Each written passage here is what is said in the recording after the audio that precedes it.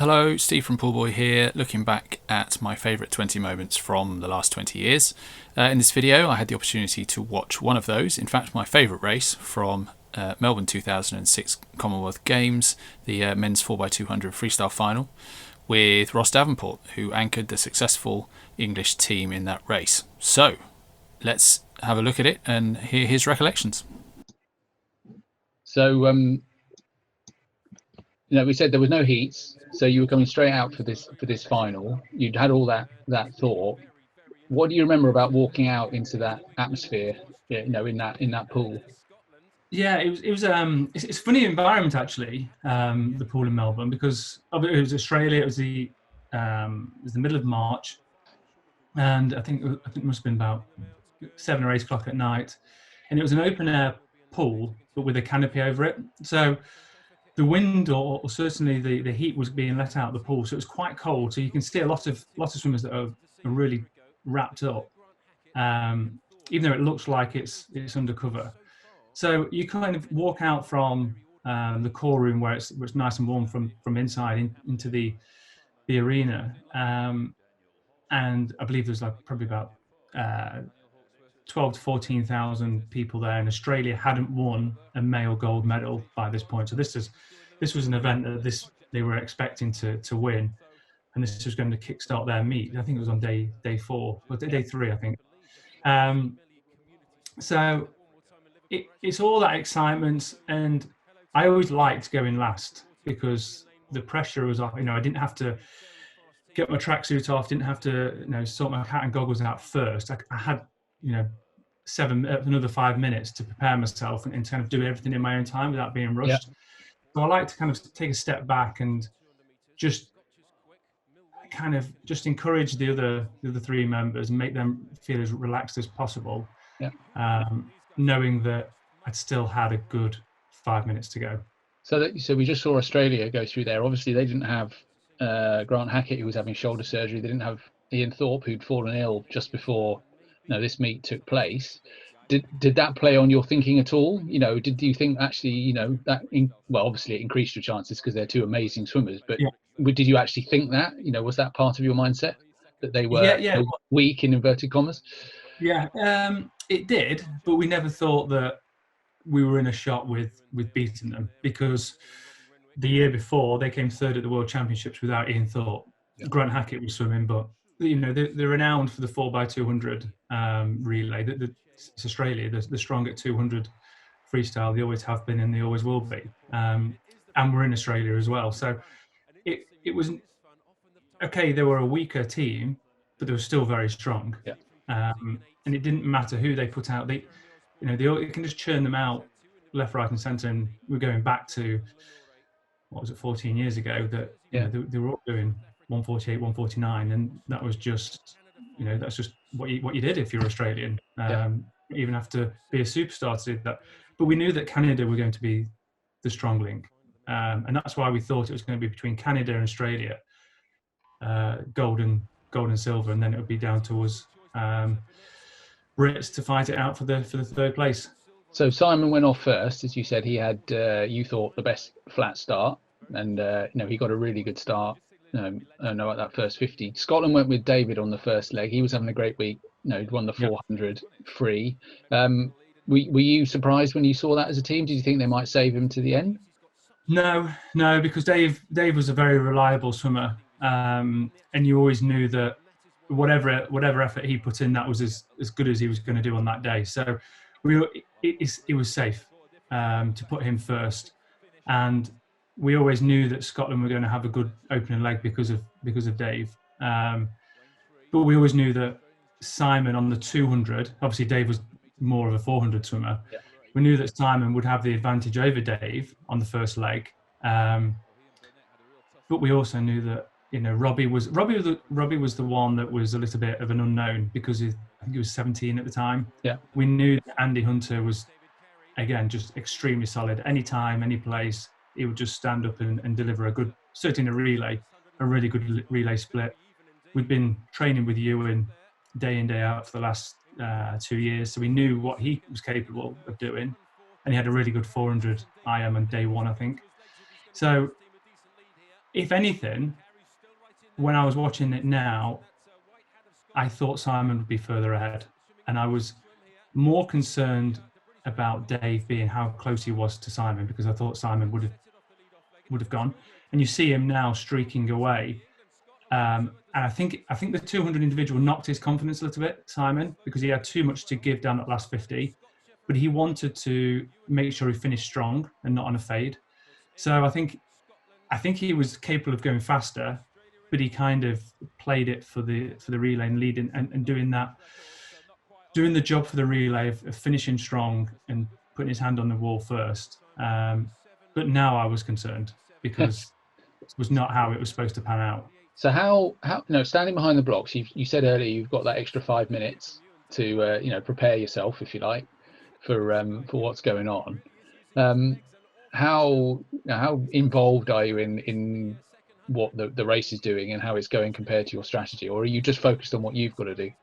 Well, I think it might have been around about the 300 mark where we're coming up to now, or it might have been after this leg. And I honestly remember thinking to myself, this is not how we planned it. What's happening to Australia? What's happening to Canada? And what on earth is happening to Scotland? They should not be where they are. And knowing who they've got to come and knowing our team, it was like, well, how are we going to bring this back from Scotland? And it would kind of then start to play in your mind that, yeah, we thought we would be fighting it out for silver, for bronze and fourth, but this is going to be a whitewash with Scotland being so far ahead.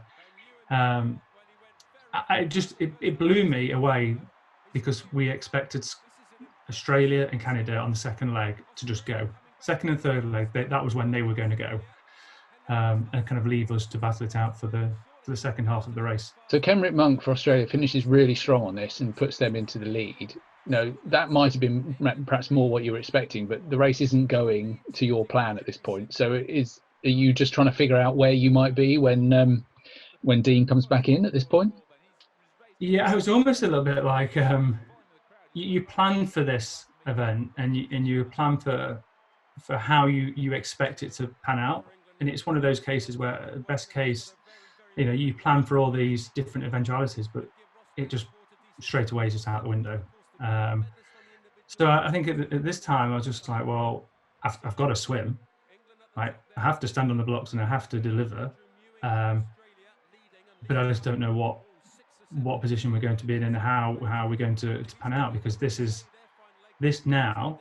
Yeah, okay, Australia were gone, but we shouldn't be battling it out, the three of us, for 2 medals. So yeah, it kind of just, everything that you've planned for goes out the window. And obviously the Australian crowd was really roaring at this point, because this, like I said earlier, they hadn't won a male gold medal by this point. So this was it. The 4x2, they're 3 or 4 meters ahead, and they've only got one swimmer to go. So you're, by this point, probably on the blocks, waiting for your leg. You anchored this team for Great Britain at the Olympics 2 years previously. How did this feeling compare now for this race as it did to swimming in Athens?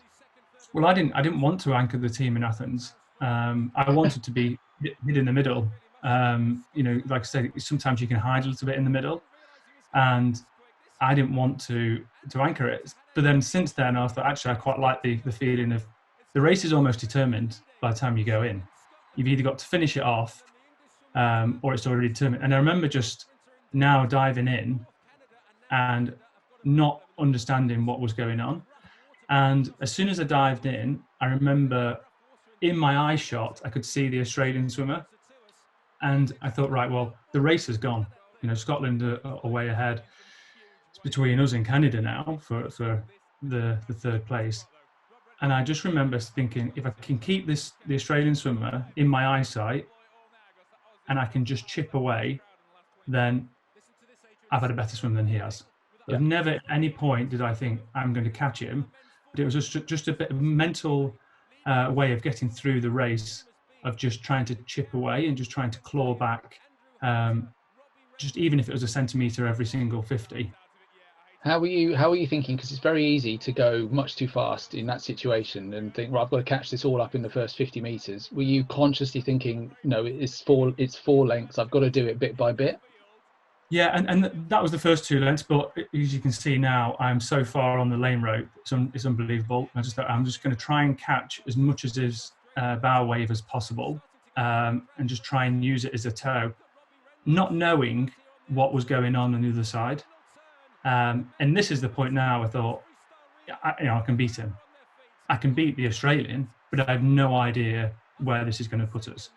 And I was breathing to the wrong side now, towards the crowd, so I didn't know what was happening, and I knew I'd gone past the Australian, but like I said, I thought it was going to come down to a blanket finish between all 4 of us, which it did. But you were just going for the wall as quick as you could, presumably. Yeah, and it just was one of those races that, I'll be honest with you, the Australian swimmer made me look a lot better than it did. And no disrespect, but I think he was a 200 fly swimmer, and he died big time. I think the expectations of the crowd, it's the worst feeling, having somebody actually catch you and there's nothing you can do about it. So I think everything just kind of got to him. But I just remember putting my head down at the last 50 and just thought, this is everything I've got. It's quite easy to go past the swimmer and then the swimmer kind of comes past you.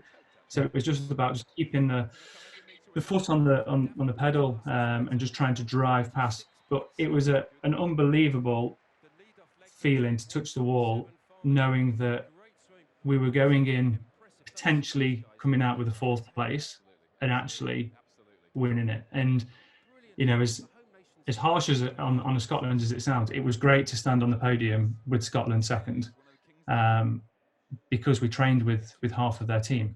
Yeah. And 5 of us had delivered a race of a lifetime, and we were part of this race that people still talk about. So it was great that we could do it. And also, David won the 400 on day 1. I'd won the 200 individual. Now Alex and Dean had won a gold medal as well. So we were bringing 4 gold medals back to the group, and Ewan ended up with 2 silver medals. So from a training squad perspective, it was really successful. And when you touched the wall, did you know that you'd won, or did you have to wait for the scoreboard? Yeah, only when you turn around. And when you're in this environment, you, for some reason, you lock on to your lane and your place straight away. You turn around. It's not a case of searching for it. You instantly see it, and you don't necessarily see anybody else's, and you don't really look at the time. So didn't know how close it was, but I just knew that it was an incredibly close race. And I think it was probably after we got out of the pool that we realised that Scotland had come second.